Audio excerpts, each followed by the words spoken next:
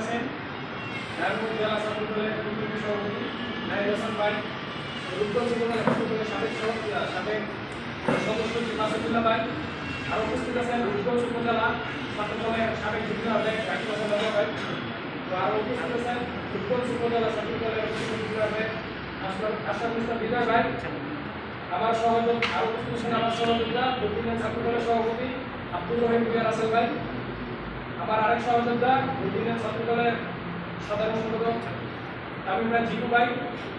সবার উপস্থিতিতে আমি এটি বলতে চাই যে ইউনিয়ন প্রত্যেকটা ওয়ার্ড থেকে আমরা ব্যাপকভাবে এই প্রোগ্রামকে সফল করার লক্ষ্যে যা করা লাগে আমরা বুদ্ধিমান ছাত্রদল করার জন্য প্রস্তুত আছি ইনশাআল্লাহ।